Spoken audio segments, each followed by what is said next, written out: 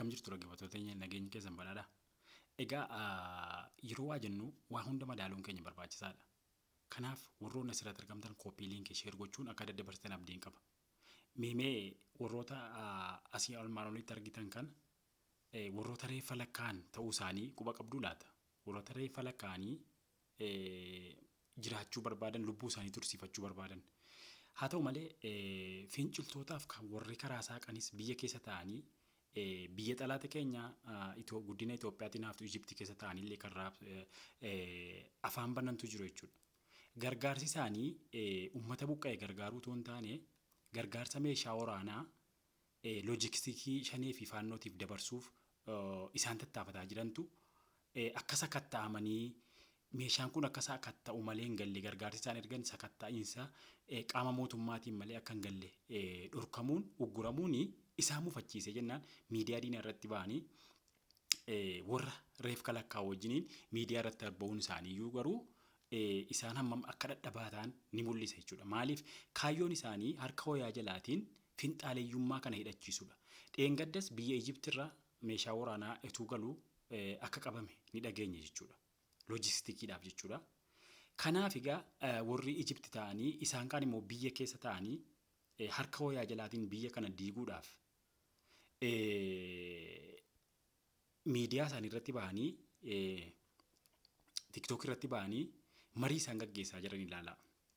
Kuni quuqama nama qeesaaf qabeenya isaarraa buqqa'eetu hin taane akkamitti meeshaa waraanaa kun hidhachiifamuu dhabeedha. Loojistikii faannoo fi shanee kana akkamitti meeshaa waraanaa kun hidhachiifamuuf nurraa uggurama. Loojistikiin keenya kun akkamitti nurraa uggurama kan jedhu gurbaan Asilii jedhamu kun maagaan kuni kan inni dubbatu jechuudha.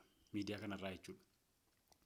Kuni ummatuma ofiisiitiyyuu sammuu hin qabne maali biyyi kun shintibeetii seete moo shintibeetii mana siin kireeffattee teessuu seete moo biyyi kun biyya daangaa qabdu biyya namaati waan ta'eef loojistikii siin kennuudhaaf ariifattu laala. Gargaarsa sii duudee sumuni ofiisiitiyyuu gargaarsaan jiraatti waan ta'eef biyya kana gargaaruu dhiisaati biyya mootummaa qabdu biyya daangaa murtaa'aa qabdu biyya mootummaa addunyaan looreetii nageenyaa kenne qeequu dhiisiitii fagaara keeyyuu miiccachuu hin dandeenye jechuudha warri kun dhaggeeffadhu jechuudha. Namicha si ekeraan duutii didde kanaa wajjiniin miidiyaa irratti labdabdus waa tokko feemasiisiin ta'u jechuudha. Argaa warra asirratti baatanii biyya kana jeequudhaaf yookiin loojistikiin keenya karaatti qabame faayidaan kontorbaandiin nuti Ijiptirraa humna shaneetii fi humna faannootiif humna TPLF galuu maaliif qabaa jettanii miidiyaa irratti baatanii laboobdan ummataaf miidhamatu hin taane ummata Arsii miidhamaaf utuu hin taane loojistikiin keenya akkamitti nurratti qabamaadha kan isin dubbattanii baatanii dubbataa jirtan jechuudha. Isin irratti baramee jira. Kanaaf wanti isin asii miidiyaa irratti hololtanuuf hin jiru jechuudha.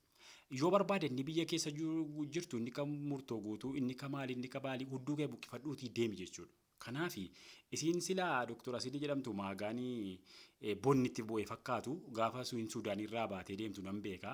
Surreedhuma kophoo qoccootiin hidhattee dhuftee Suudaan keessa qaxxaamurtee akkasiin deemte nan beeka jechuudha. Kanaaf har'a miidiyaan nama fakkeessee jennaan sooshaal miidiyaa irratti baatee afaan bartee dubbachuu barte barreeffama qaanii qabuyyuu barreessuu hin beektu jechuudha. Kanaaf ishee akka seekkaabuttaa jedhamtu see akka maaliitii wajjiniin miidiyaa irratti bahanii finxaaliyyummaa deeggaruun shororkeessummaa deeggaruun biyya kana diiguudhaaf yaaluun dogongora hamaa akka ta'e beekuun isii dirqama jechuudha. Miidiyaa irrattuuf jettee ba'uu qofaa miti. Miidiyaa eenyurra bahaa jira?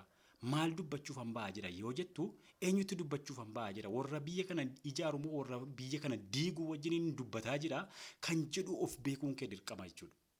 Miidiyaadhuma arge jettee ituu akkaataatti fayyadama miidiyaa hin barin warra holola asirraa AI'n muuxannoo wayiitti fakkeessee jennaan asirra baatu kana qofatu miidiyaa dhiphisaa jirtu jechuudha.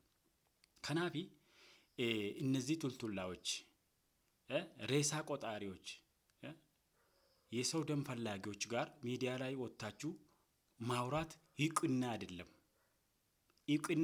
እውቀትም አይደለም። እና እውቀት ያለ ሰው ከማን ጋር እያወራው ነው? ስለምንድነው እያወራን ያለው? ምንድነው ጥቅሙ ምንድነው ብሎ ማሰብ ያለበት እንጂ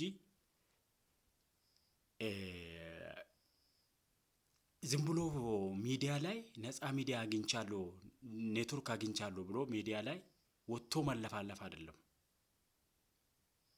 አስብበት። ቢፎር ቶክ ኢት ቲንክ ኢት።